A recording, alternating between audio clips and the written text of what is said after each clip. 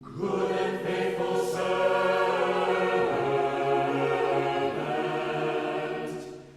labor in the vineyard of Christ.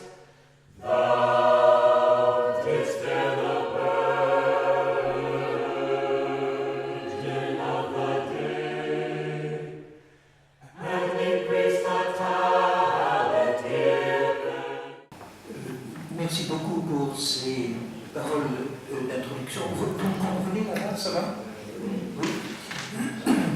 Je suis vraiment navré d'être obligé de rentrer ce soir, mais comme je n'ai pas pu trouver de remplaçant demain matin, je crois que la liturgie eucharistique doit avoir la priorité sur mes autres occupations.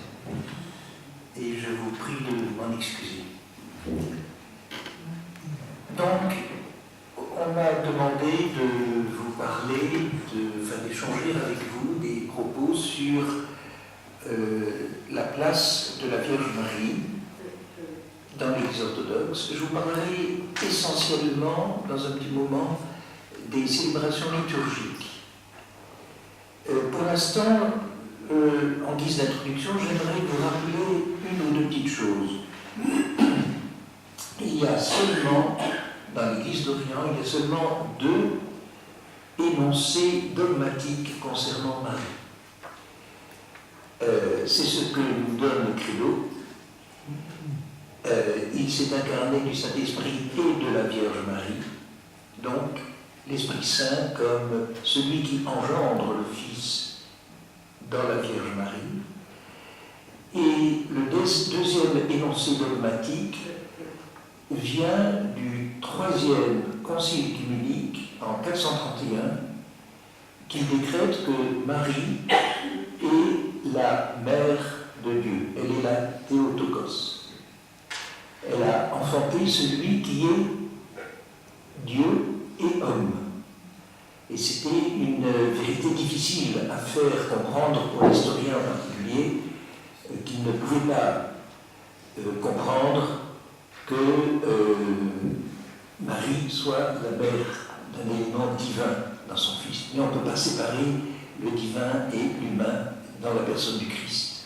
Alors les historiens disaient qu'elle était mère de l'homme Jésus, humain, mais pas la mère de Dieu. Et le troisième concile œcuménique a dit si, elle est la mère de Dieu. C'est ainsi d'ailleurs que nous l'appelons en général. Elle est la nouvelle Ève, la mère des vivants, la promesse du salut, puisque dans la Genèse au chapitre 3, Dieu dit que la descendance de la femme écrasera la tête du serpent et elle enfante par conséquent ce Dieu homme qui donne vie à l'humain et nous permet d'écraser avec son aide la tête du serpent.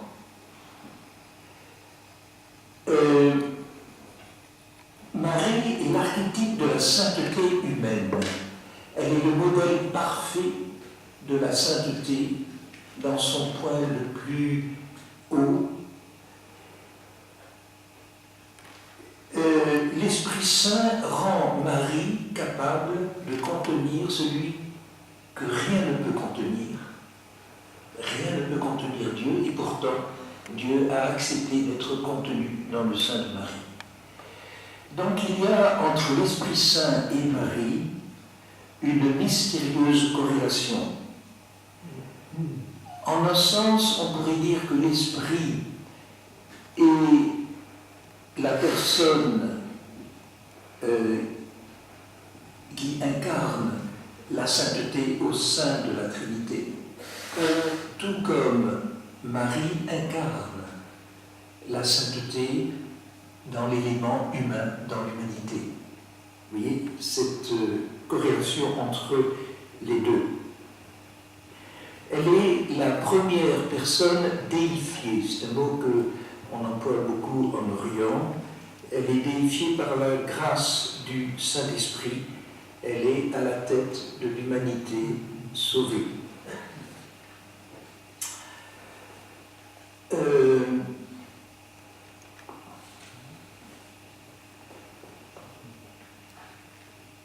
Saint Maxime le Confesseur dit que le mystique est celui en qui se manifeste le mieux la naissance du Sauveur.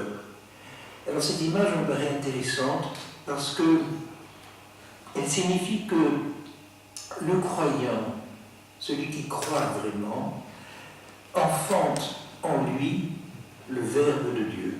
Et saint Ambroise disait la même chose.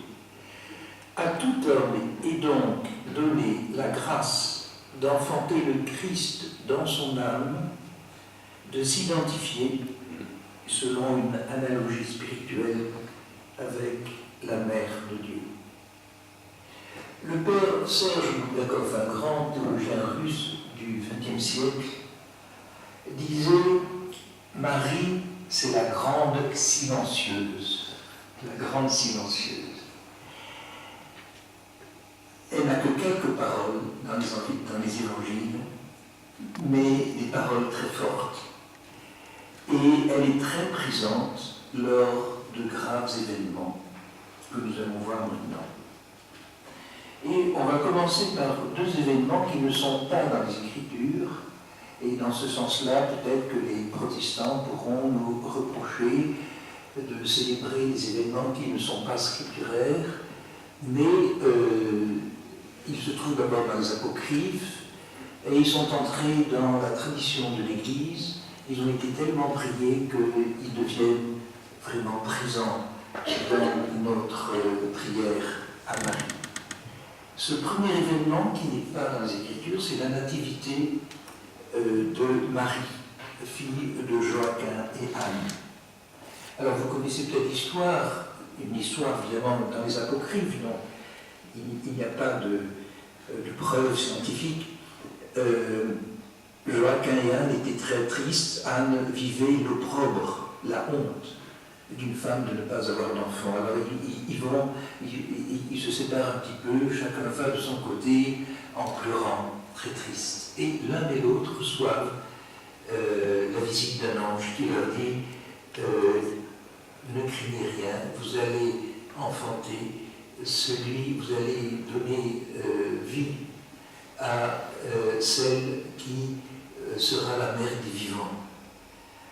Et le 8 septembre, nous chantons le tropère suivant. Le tropère, c'est un hymne, quelques phrases, 3-4 phrases, qui donnent l'essentiel, un résumé du sens de la fête. Ta nativité, ô Vierge, Mère de Dieu, a annoncé la joie à tout l'univers, car de toi s'est levé le soleil de justice, qui nous a donné la bénédiction en enlevant la malédiction. Alors c'est un très beau tropère, un très bel hymne. C'est la joie qui marque cette fête du 8 septembre. Ensuite, le 21 novembre, ces deux fêtes sont communes aux églises catholiques et orthodoxes, bien entendu. Le 21 novembre, c'est l'entrée de la Vierge au temple. Le temple de chair entre dans le temple de pierre. La maison de Dieu, pour y être instruite par l'archange des mystères de la vie divine, pour préparer à accueillir dans son corps le feu divin et ne pas en être brûlé, elle acquiert ainsi une maturité spirituelle, une profondeur de vie spirituelle qui lui permettra de mettre au monde le Fils de Dieu. Elle a une audace incroyable, d'après, encore une fois, ce récit tel qu'il nous est parvenu. Non seulement elle entre dans le temple, ce qui était interdit pour une femme, remarquez, elle était une petite fille, donc pas trop consciente encore, mais non seulement elle entre dans le temple, mais encore elle va jusqu'au sein des saints, c'est-à-dire dans cette partie dans laquelle il était interdit à tout être humain d'entrer, sauf le grand sacrificateur une fois par an, le jour du Yom Kippour. Et elle est reçue au temple par Zacharie qui la laisse faire, comme si Zacharie comprenait tout ce dont elle était porteuse. Ensuite, je voudrais vous parler de 2 dimanches qui précèdent la fête de Noël. Le premier dimanche, on l'appelle le dimanche des pères. Dans ces pères, il y a toute une série d'hommes, de femmes qui ont mené le combat de la foi. Depuis Abraham, passant par Joseph,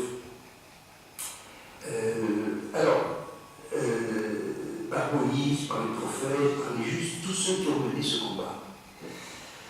Alors ça c'est le dimanche des pères. Et puis le dimanche d'après, donc le dimanche avant Noël, il y a le dimanche de la généalogie, qui est un dimanche important. Vous allez voir pourquoi. Chez Matthieu, vous le savez, la généalogie part d'Abraham et aboutit à Joseph. Parce que Matthieu est très préoccupé d'adresser sa parole au peuple juif. Tandis que dans Saint Luc, on part de Joseph pour remonter jusqu'à Adam. La généalogie de Luc est donc plus universaliste. Et le sens de la généalogie est très important chez les Hébreux. C'est un sens que nous avons parfois un petit peu perdu dans une société comme la nôtre, où on sent que les gens parfois sont déracinés, instables. Il ne faut pas oublier que derrière nous, il y a des hommes et des femmes qui ont prié, qui ont mené ce combat, ou qui ont refusé de mener ce combat. Je vais vous donner un exemple. Un évêque russe me disait un jour, j'ai rencontré un homme, il m'a dit qu'il expiait le péché d'un grand-oncle qui avait commis un crime. Et il voulait expier le péché de ce grand-oncle. Et je crois que c'est très, très vrai et très intéressant. Car il y a en nous la prière, la vision, l'amour, peut-être aussi des choses beaucoup plus désagréables, une haine, tout ce que vous voulez, une hostilité. Tout cela, nous l'héritons des générations précédentes. Et d'ailleurs, cela rejoint une parole que vous connaissez bien, ils ont mangé des raisins verts, pas mûrs, et leurs enfants ou petits-enfants ont eu les dents agacées. Ils ont eu mal aux dents. Alors si vous avez mal aux dents, sachez que peut-être une grand-mère parmi vous a mangé des raisins verts. Marie est parfaitement pure. Elle est pure d'abord par l'action sanctifiante de l'Esprit Saint. Elle est pure par sa liberté, son libre exploit. Elle a accepté d'être la servante du Seigneur. Mais elle est pure aussi grâce à la purification des générations qui l'ont précédée. Voilà l'importance de la généalogie, de ce dimanche de la généalogie. Et dans cette généalogie, que ce soit celle de Matthieu ou celle de Luc, peu importe, nous savons qu'il y a des justes, des saints, des prophètes, des rois, mais aussi des criminels, mais aussi des prostituées. Et c'est dans ce peuple, dans cette humanité que Dieu va s'incarner.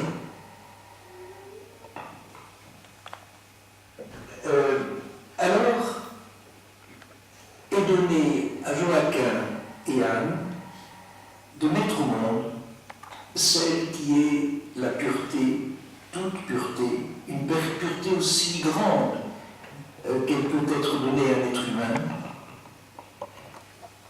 Et dans ce dimanche de la généalogie, il y a aussi quelque chose qui paraît très important. C'est que les générations précédentes participent en quelque sorte à la naissance du Fils de Dieu.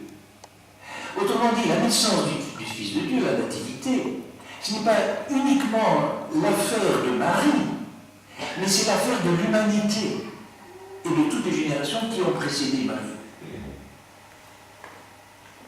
Le peuple de la première alliance, qui donne là son cadeau le plus beau au monde entier, et ce cadeau, c'est la Vierge Marie. Oui, nous sommes redevables à ces générations qui ont précédé Marie, à ce peuple de la première alliance. La fête suivante, c'est l'Annonciation. Le trompère est toujours chanté. Nous, dans l'Église orthodoxe, nous aimons chanter notre théologie, c'est comme ça. Le trompère dit notamment ceci. Aujourd'hui, c'est l'aurore de notre salut. Le Fils de Dieu devient Fils de la Vierge et Gabriel annonce cette grâce. Vous voyez, le cadre est posé. Vous remarquerez qu'aujourd'hui, c'est le moment où nous célébrons la liturgie. Nous sommes en dehors du temps. Aujourd'hui, le Christ ressuscite. Et oui, il ressuscite. Aujourd'hui, il naît. Il y a toujours cet aujourd'hui qui nous projette dans un temps qui est traversé par l'éternité. N'oublions pas une chose, c'est lorsque nous communions aux saintes espèces, aux espèces consacrées, nous côtoyons l'éternité. C'est un peu d'éternité qui entre en nous. Et donc, dans nos célébrations, nous côtoyons également, nous sommes en contact avec l'éternité.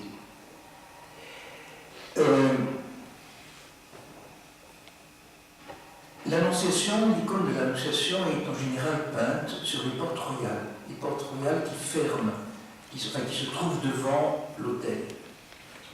Et c'est important, en quelque sorte, l'attention des fidèles se porte sur cette Annonciation parce qu'elle est le commencement du salut. Comme dit notre Père, je me rappelle, aujourd'hui c'est l'annonce de notre salut. L'annonce de notre salut qui est ainsi représentée iconographiquement sur les portes royales. La célébration est pleine de lumière et pleine de joie. Il y a un étonnant dialogue inspiré de l'écriture entre l'ange Gabriel et la Vierge. La Vierge dit des choses qui vous paraîtront peut-être un peu très concrètes, mais après tout, il faut comprendre les sentiments de cette jeune fille, ce qu'on lui demande. Elle dit ceci, à un moment donné, c'est une citation que je vous tire de ce dialogue, qui est très intéressant et très beau, et qui est chanté, si c'est possible, entre deux chœurs, qui se répondent, l'un pour l'ange Gabriel et l'autre pour Marie. Alors, donc à un moment donné, Marie dit ceci. Le plaisir nuptial, mais inconnu. Comment peux-tu dire que j'enfanterai un enfant? Je crains quelques ruses de tes paroles. Et c'est très intéressant. Elle se méfie un petit peu. Elle a raison. C'est tellement extraordinaire ce qu'on lui demande. Alors l'ange lui répond. Et l'ange lui répond avec des paroles de douceur pour apaiser son émoi. Tu parles, oui, mais tu parles de l'enfantement commun des mortels. Mais en réalité, Dieu va s'incarner en toi comme il le sait. Autrement dit, petit à petit, il apaise les émois, les inquiétudes de Marie. Et Marie a tout à fait raison de dire, mais c'est pas possible, ce que tu me demandes, c'est trop fort. Tout ceci est résumé en quelques phrases dans les évangiles, mais si on essaie de se reporter à la scène telle qu'elle a dû se dérouler, il a dû y avoir des émotions très, très fortes à ce moment-là. Donc liturgiquement, c'est vécu. Et c'est très beau. Je ferai 2 remarques à ce sujet.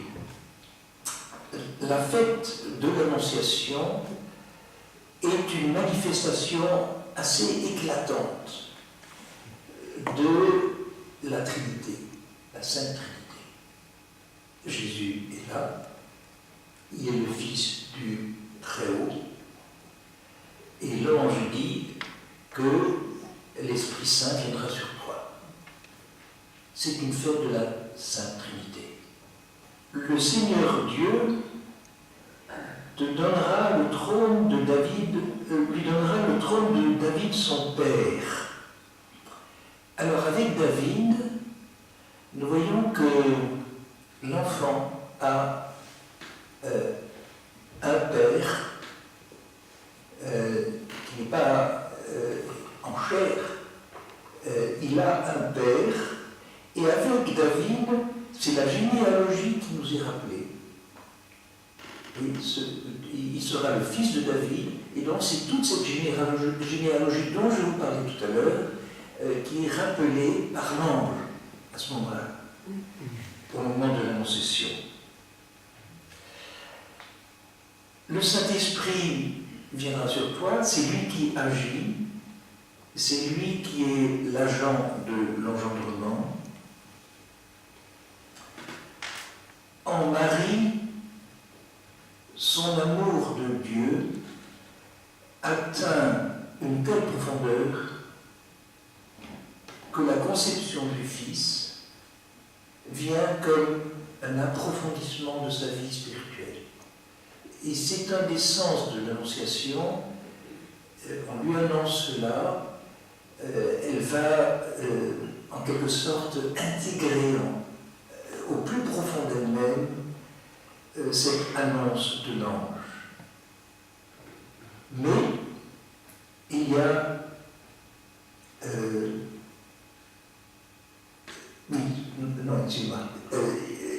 une deuxième remarque que j'aimerais faire. Il y a l'annonce de l'ange et Marie.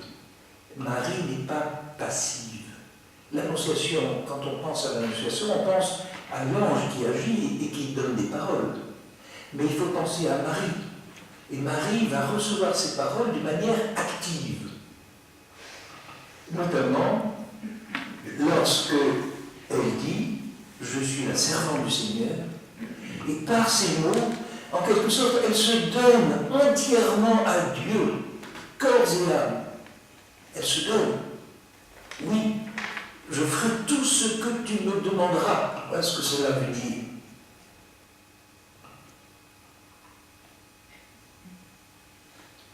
Il y a, disent certains pères de l'Église, une correspondance entre le fiat que prononce Dieu au moment de la création du monde, et Dieu dit c'était bon, et le fiat prononcé par Marie lorsque une recréation de l'homme va se faire avec la naissance du Christ. Saint Grégoire Palamas, un grand théologien grec byzantin du XIVe siècle, disait « Si Marie avait dit non, si elle avait refusé, Dieu n'aurait pas pu s'incarner. » Autrement dit, l'incarnation, ce n'est pas seulement le résultat d'un dessein de Dieu, mais le résultat aussi d'une réponse de la créature à ce dessein divin. Comme disait Saint Grégoire de Nice, Dieu peut tout faire, sauf une chose. Qu'est-ce que Dieu ne peut pas faire? Vous n'avez pas d'idée? Personne n'a une idée? Imposer sa volonté sur nous. Comment? Imposer sa volonté sur nous. Sa volonté pour nous, oui.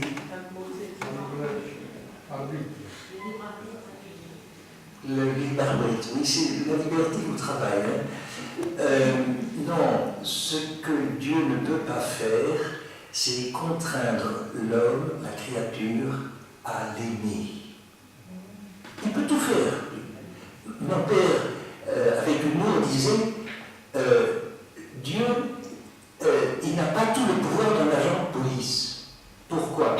Parce que si vous conduisez mal, l'agent de police, il vous donne un coup de matraque. Tandis que si vous n'aimez pas Dieu, Dieu ne vous donnera jamais un coup de matraque. Ah oui. Comme quoi, nous avons une place importante vis-à-vis de Dieu.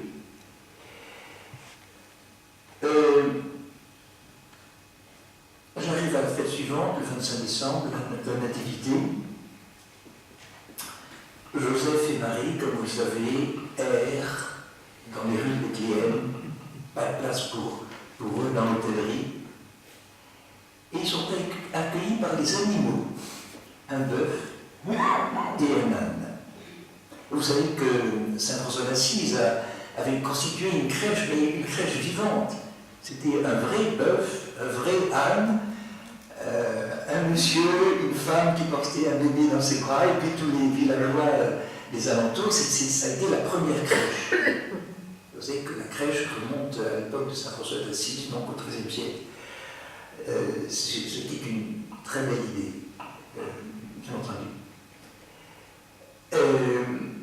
Le tropère de la Nativité dit ceci: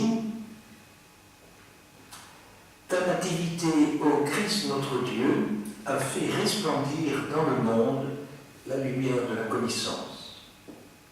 Encore une fois, une fête de la lumière, une fête de la joie, comme toute naissance d'ailleurs. Toute naissance est une joie.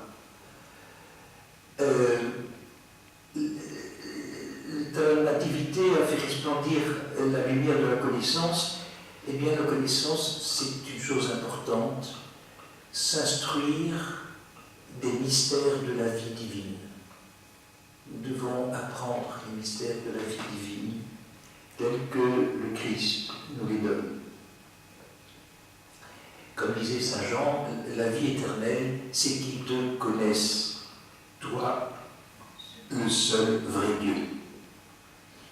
Et puis, un autre hymne de la Nativité que j'ai envie de vous citer. C'est un hymne des Vêpres, tiré des Vêpres de Noël, et qui dit ceci: Qu'allons-nous t'offrir pour que pour nous, tu t'es fait voir sur terre comme homme? On s'adresse au Christ.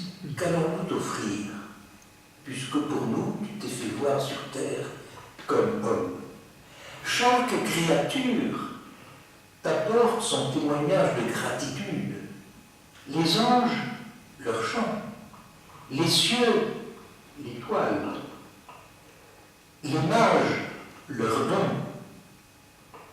Les bergers, leur admiration. La terre, la grotte.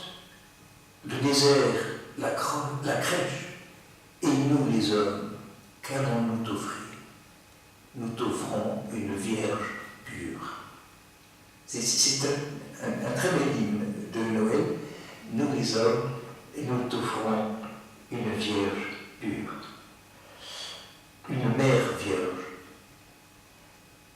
Ce qui est intéressant dans cet hymne, c'est qu'il fait appel au monde extérieur, au cosmos, les cieux, la terre, la crèche, le désert, les anges, tout l'univers cosmique, concret, terrestre et invisible, céleste, participe à cet événement.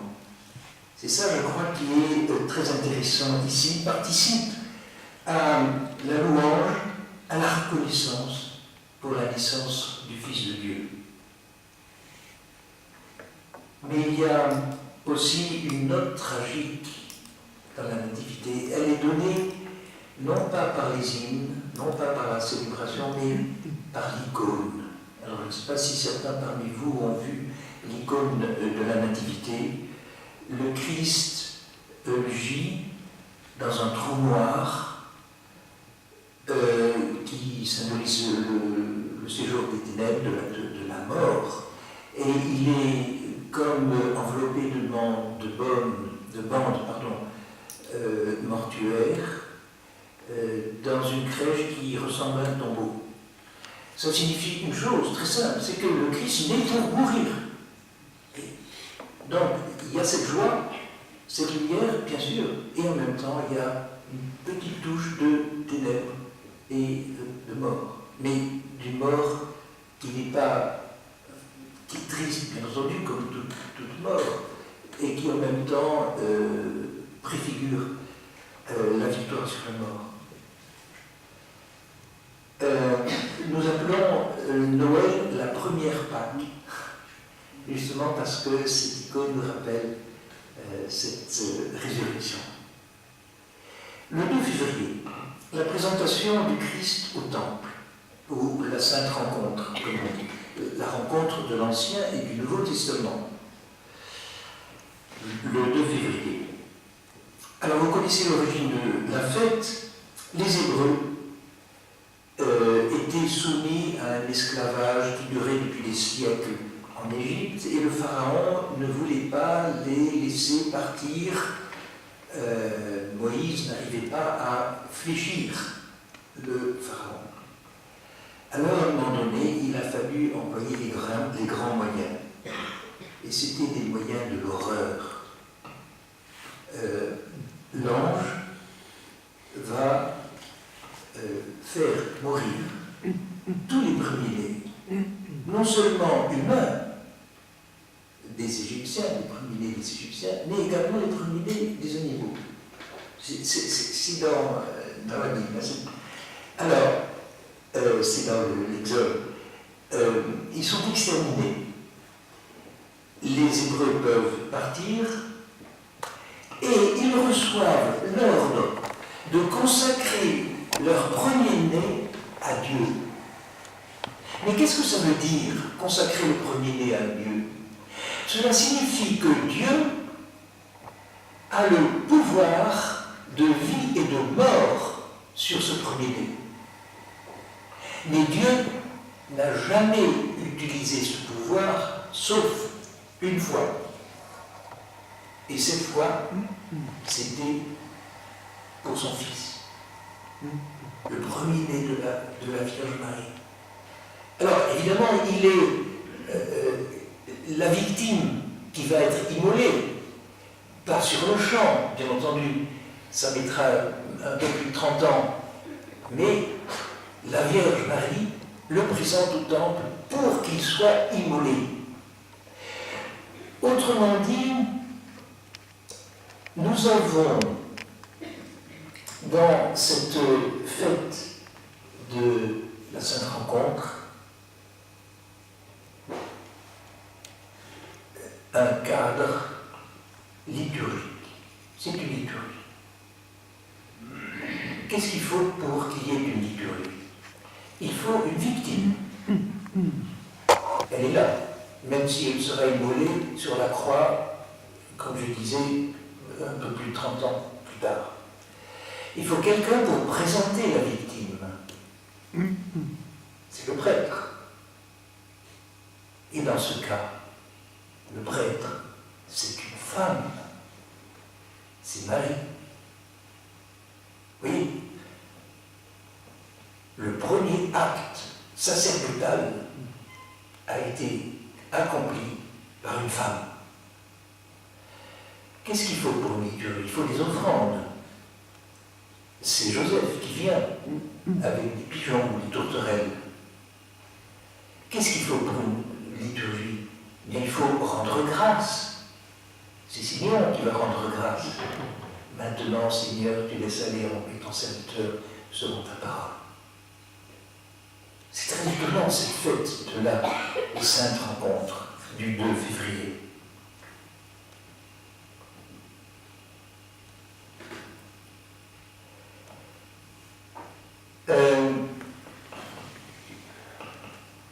Ce qui est très étonnant également, c'est une remarque que je fais en passant, quand Dieu veut se manifester sur terre, il veut manifester sa volonté, il provoque en quelque sorte la réaction des forces des ténèbres. D'où la réaction de Pharaon et la nécessité de mettre à mort les premiers-nés des Égyptiens. Tout comme à la Nativité, il y aura Hérode et le massacre des innocents. Et quand Dieu se rapproche des hommes, il y a là un combat terrible. Et ce sont les innocents, ces pauvres petits-enfants, qui souffrent le plus.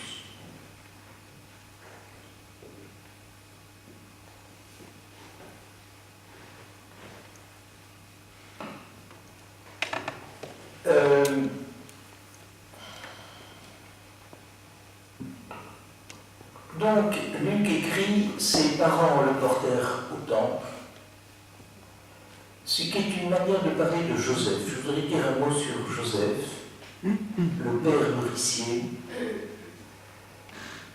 Il n'a rien à voir avec la naissance de Jésus, bien sûr. D'après la tradition, Joseph était un homme beaucoup plus âgé que Marie.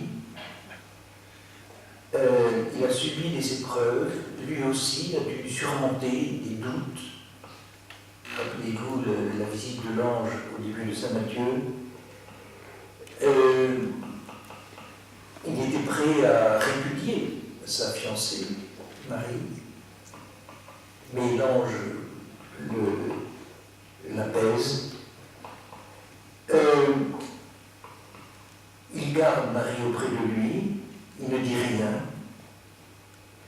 Et il y a une chose qui me frappe, c'est qu'en Occident, Joseph est très vénéré, beaucoup plus qu'en Orient. Et moi je trouve que vous avez parfaitement raison. Alors lui, si on dit que Marie est silencieuse, ben lui c'est un tombeau de silence, hein, pas un mot de lui. Et on donne son nom très souvent aux écoles, où on parle beaucoup, aux institutions. Bon, c'est un petit peu le paradoxe de l'Occident, après tout. Et vous avez tout à fait raison. Hein.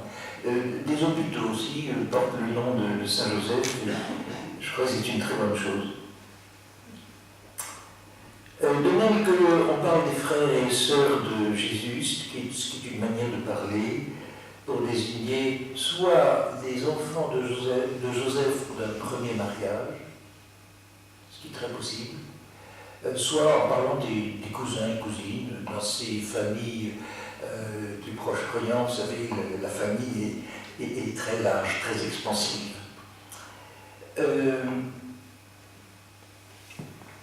La Sainte Rencontre, je suis toujours dans la Sainte Rencontre, est la fête de la joie,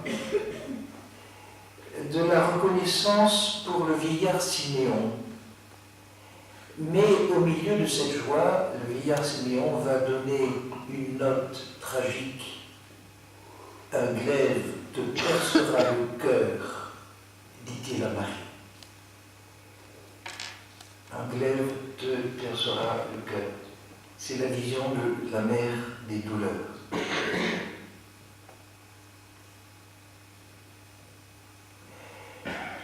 Ensuite, je voudrais dire un mot sur un autre épisode, celui de Jésus au temple à l'âge de 12 ans. Vous avez cet épisode dans Luc, au chapitre 2. Chaque année, les parents de Jésus montent à Jérusalem pour la Pâque juive. Et à l'âge de 12 ans, Jésus parle avec les docteurs de la loi qui l'interrogent et qui l'écoutent. Au grand étonnement de Marie et de Joseph, qui sont inquiets. Bon, vous savez qu'ils sont retournés sur leurs pas. Et Marie fait à Jésus de doux reproches. Nous étions inquiets à ton sujet. Et vous vous rappelez la réponse de Jésus. Ne saviez-vous pas qu'il faut que je m'occupe des affaires de mon Père? Là, c'est très intéressant. C'est la première fois qu'il parle de son Père, comme il en parlera beaucoup, surtout dans l'évangile de Saint Jean. Ma place est ici, dans le temple, où est mon Père? Seule Marie pouvait comprendre ce que cela signifie. Les hommes n'étaient pas encore capables de le comprendre. Comprendre cette profondeur pour la première fois, le Christ parle de son Père en tant que fils du Père céleste. Puis, il rentre chez eux et nous n'avons rien d'autre sur ces années de jeunesse du Christ, sauf que Marie gardait toutes ces choses en son cœur et que Jésus croissait en sagesse, en stature et en grâce. J'arrive maintenant aux noces de Cana. Je vois que, je ne sais pas pourquoi, le temps passe plus vite ici qu'à Paris. Bizarre. Qu'est-ce que vous faites à vos horloges? Je continue. Donc, les noces de Cana, la Vierge Marie et Jésus sont invités à une noce, vous savez. Joseph n'est plus là, il n'apparaît plus. Les festivités duraient plusieurs jours à l'époque, comme dans les campagnes en France il y a un siècle ou deux. Les maîtres de maison ne sont pas riches et ils n'ont plus de vin. L'assistance doit être nombreuse. Alors Marie s'adresse à son fils, ils n'ont plus de vin. Ce qui signifie, je sais que tu peux faire quelque chose pour que leur joie soit complète. Pour que l'amour, qui dans un mariage est l'image de l'amour éternel du royaume de Dieu, pour que cet amour trouve sa plénitude. Elle est là pour veiller à la plénitude de l'amour. Et vous connaissez la réponse de Jésus. Femme, que me veux-tu? Qu'y a-t-il entre toi et moi? Mon heure n'est pas encore venue. Marie ne lui répond rien. Elle dit seulement, serviteur, faites ce qu'il vous dit. C'est un peu comme si elle savait, comme si elle voyait en lui le Fils de Dieu. Celui qui pouvait faire quelque chose. On peut aussi penser que cette parole de Marie a éveillé en Jésus, homme, disons, ce qu'il attendait, la croix. Le vin, c'est le vin de l'Eucharistie, bien entendu. Et donc, dans ce lieu, à donner à la joie, à l'amour, à la fête, quelque chose bouleverse le Christ. Lui rappelle, c'est la croix qui est là-bas, à l'horizon. Pour certains, je pense au métropolite Antoine Blum, pour certains, cette noce, ce banquet serait une image anticipant la Sainte Seine, accomplie par le Christ la veille de sa mort. Dans les deux cas, le vin est consacré. À Cana, le vin est consacré par la présence du Christ et distribué parmi les hommes. Est-ce qu'on ne pourrait pas dire qu'un coin du mystère de la Sainte Seine, célébré sur terre et au ciel, dans l'éternité, que ce coin du mystère, en un sens, est dévoilé par la réflexion de Marie. Ils n'ont plus de vin. Dans ce sens, le banquet des noces, qui est le banquet de l'amour, est comme l'icône, l'image du mystère de l'union de Dieu avec les hommes.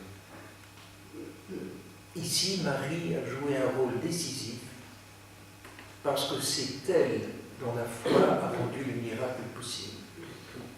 Le Christ a répondu à la foi de Marie lorsqu'elle dit « Faites ce qu'il vous dira ». Et sa réponse aboutit au changement de l'eau en vin. Marie au pied de la croix. Le juste Simeon avait prédit, n'est-ce pas, qu'un glaive lui percerait le cœur, et ce moment est venu. Et il y a un cadre grandiose, trois croix, deux larrons, une foule. Au pied de la croix, Marie et Jean, l'évangéliste, le disciple que Jésus aimait. Au temple, 30 ans auparavant, elle avait apporté son fils nouveau-né pour en faire offrande au Père. Et maintenant, elle se tient muette. Mais elle offre toujours son fils. Elle offre ce fils qui accepte volontairement de mourir et d'accomplir la volonté du Père. Jean, comme Marie, reste muet dans sa douleur. Il sait que son maître agit selon sa volonté dans une pleine vérité. Parmi les gens de la foule, il y a ceux qui se moquent, qui raillent l'homme pendu au gibet. Et il y en a d'autres, des femmes en particulier, qui pleurent, qui souffrent en silence, qui observent à distance, éperdus de douleur. Les esprits sont partagés. Marie reste calme, bien qu'elle ait le cœur déchiré, comme toute mère, devant son enfant en train de mourir. Elle ne crie pas, elle ne s'agite pas. Le Christ, lui, se donne selon la volonté du Père, et elle le donne en tant que mère, en parfait accord avec son Fils et avec le Père. Puis viennent les dernières paroles du Christ en disant à sa mère, « Femme, voici ton Fils ». Cette parole est importante, elle signifie que Marie n'a pas eu d'autres enfants. Car si elle avait eu d'autres enfants, il est évident que dans ce type de société, les autres enfants auraient hébergé leur mère. Mais en disant à Jean, voici ta mère, à travers Jean, c'est le corps apostolique qui est concerné et qui reçoit Marie comme figure de l'Église. Il me reste 2 minutes, 3 quarts pour vous dire un mot sur... Elle est très sévère, vous savez, ma voisine, elle surveille sa montre. 2 mots sur la dormition, le 15 août. On ne dit pas « elle est morte », on dit « elle s'est endormie », d'où le nom dormition. Dans le mot « mort », il y a un sentiment de douleur, d'échec, d'une défaite. Dans le mot « dormition », il y a une certaine paix. Quand on s'endort, on se réveillera. En achevant son séjour terrestre, Marie se retrouve face à face avec son Fils, qui, grâce à elle, a pu descendre sur terre. Toute mort est tragique, car l'homme est né non pas pour mourir, mais pour vivre. En mourant, l'homme se présente devant Dieu avec ses péchés. Contrairement à Marie, qui est emplie de l'Esprit Saint, qui est restée pure, et qui peut donc être enlevée au ciel dans son corps. Vous connaissez peut-être l'épisode de Thomas. Thomas, c'est l'apôtre qui arrive toujours en retard. Vous vous rappelez, la résurrection n'était pas là. Et à la mort de Marie, il n'était pas là. Alors quand il arrive 2 ou 3 jours plus tard, il dit « Ah, mais je voudrais voir une dernière fois son visage ». Alors bon, on rouvre la tombe de Marie, elle est vide. La tombe est vide. C'est l'histoire de Thomas. C'est-à-dire que la résurrection de Marie s'est faite en son âme, en son esprit et en son corps.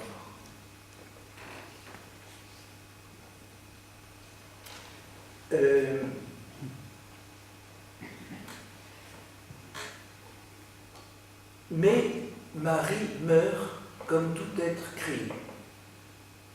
Marie meurt. Et Et alors là, dans l'Église catholique, vous appelez l'Assomption, vous mettez l'accent sur sa montée au ciel, si vous voulez. Nous sommes tout à fait d'accord, à condition de bien admettre qu'elle est morte comme tout être créé.